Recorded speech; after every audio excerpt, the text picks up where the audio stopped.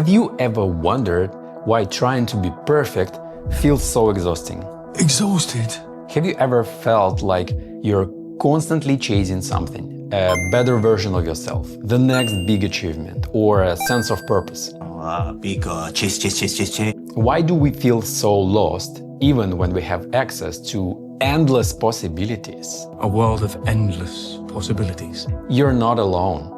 Today, many of us feel like we're burning out trying to be some kind of superhero, constantly striving for more, but ending up feeling lost and exhausted. We live in the world that tells us we need to be more productive, healthy, happy, and successful. But is this constant push for self-improvement actually making us miserable? Spoiler, it is. And here's the twist. This idea of becoming the best version of yourself is a relatively new invention. So let's break it down and figure out how to get off this never-ending treadmill. Hey everyone, welcome back to the channel. My name is Art, and here we're exploring balanced productivity and navigating life on the other side of 40s. Today I want to talk about something I'm sure we all have felt at some point. Burning out from trying to be our best selves. So we'll talk about some historical context, the trap of modern society, and how we can overcome this. This topic is inspired by a podcast I recently listened to, and that really made me think all about this. It talked about how modern productivity culture pushes us to the edge, and it felt like they're describing my own life. So I wanted to reflect and share the ideas. And I believe this will be one of the formats on this channel where I contemplate this kind of findings and thoughts.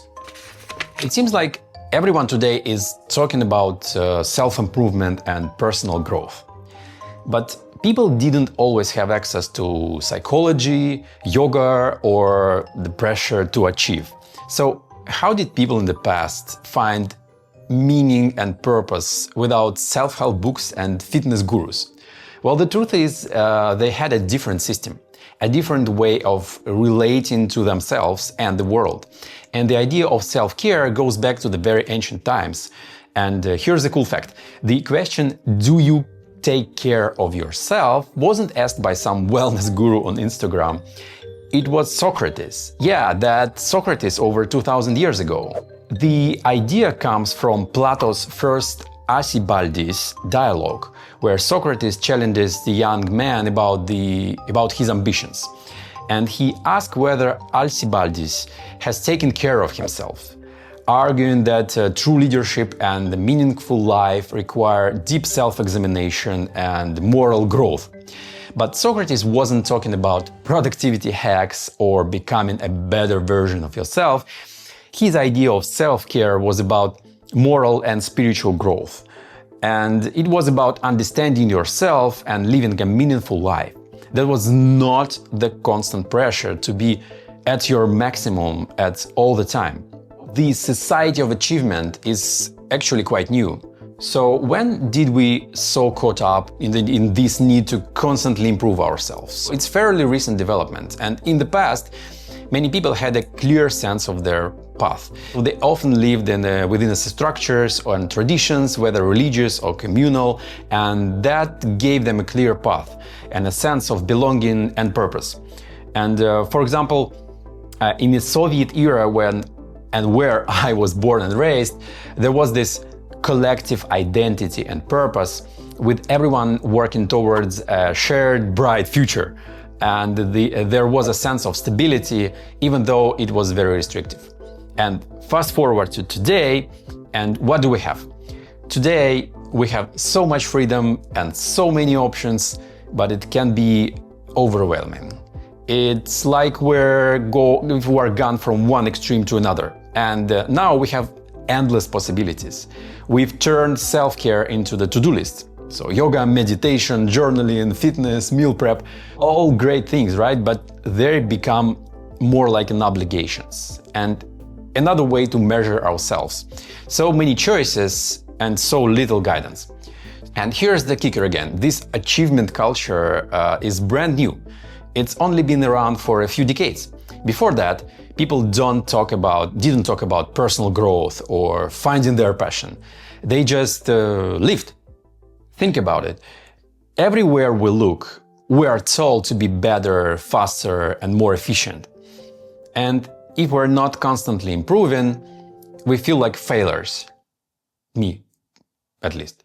This abundance of choice has led to some interesting issues as well.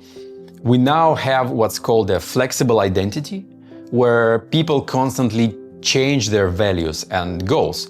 And on one hand, this is quite liberating, but it can also lead to a lot of uncertainty. What if the values that I have today don't serve me tomorrow? This creates a sense of unease, of not knowing where I'm going, where we're going.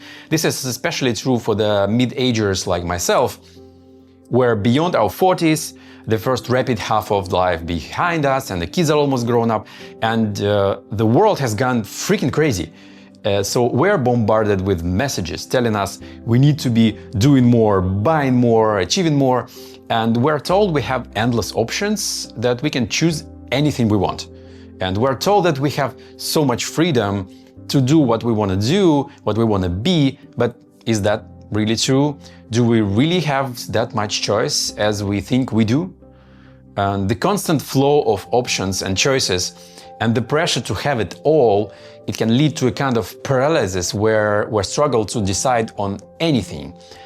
And personally, I have so many desires and wants. I want to learn to play piano and play drums, and I want to study music production, I want to learn a new language, I want to engage with the community, and I also want to organize my old photo archive.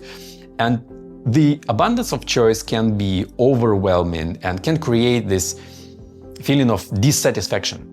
This creates a false sense of urgency, and we're left always feeling like we should be doing or having more, and we never have enough. But this can lead to a feeling of inadequacy, and we can get in a cycle of wanting more experience, more stuff, more self-improvement. It's like we're always running on a treadmill and never arriving. It's like this pressure creates a whole new set of problems. We get overwhelmed, and instead of achieving more, we might just find ourselves burned out and not making progress. And that's because under the guise of self-care, many strategies are actually just a self-exploitation. People are sold the idea that if they just work harder, push themselves more, they will achieve the happiness and success.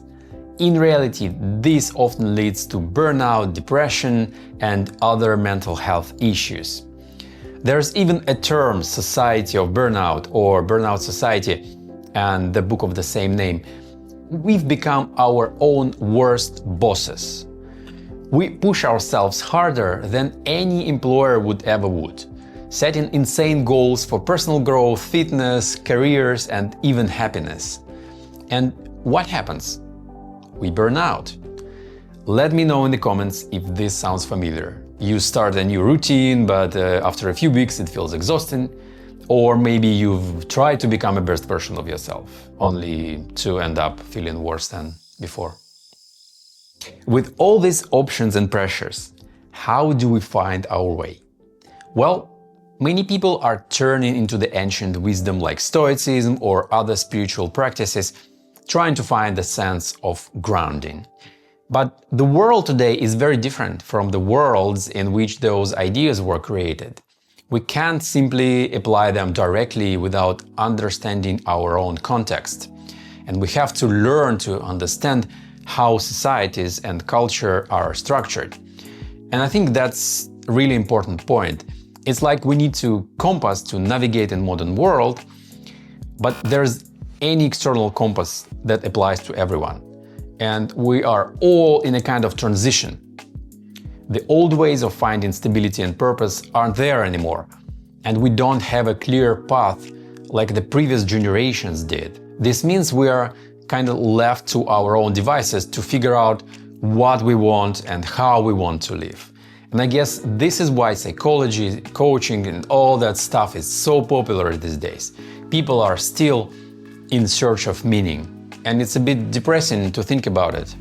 What can we do instead of the constant striving? Here's the kicker. We don't need to be superheroes. We don't need to live at 110% all the time.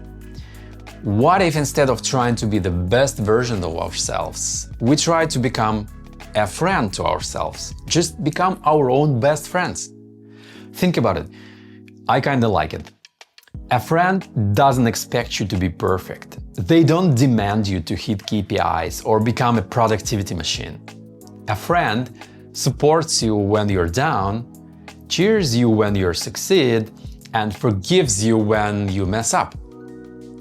And being a friend to yourself means being understanding and accepting of your imperfections, supporting yourself when you need it, just like you would do to a good friend.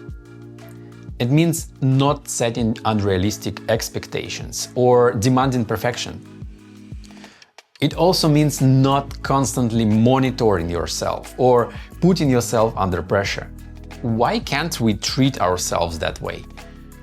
When we become friends with ourselves, we don't always have to achieve something big. Sometimes it is simply living our lives day by day.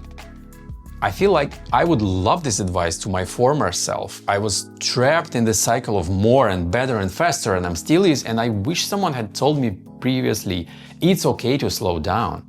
Again, this all already sounds like a cliche, right? Be in the moment. Instead of living for the next big achievement, start living your life today and whatnot, and be more accepting of ourselves. Alright, we all know this, but is there a way to escape this burnout trap? Yes. So the key is to be more present, to approach life with curiosity and kindness, and to stop trying to live up to some ideal that we've created in our heads? Exactly. Here are my 3 practical simple tips for myself and you, obviously. Number 1. Stop chasing perfection, Art. Good enough is good enough. You don't need to be at your best every day. Number 2. Set boundaries with yourself, Art. You wouldn't let your boss call you at midnight, right? Why do you let your inner critic do it? Number 3. Be curious, not judgmental, Art. Treat your life like an experiment. Try things, see what works, but don't beat yourself up if it doesn't go perfectly. At the end of the day, we're all just trying to figure out how to live a good life. Maybe living a good life doesn't mean being the best version of yourself. Maybe it's something much simpler. Maybe it's in the becoming a friend to yourself. So let's stop trying to be burned out superheroes. Instead, let's just be human.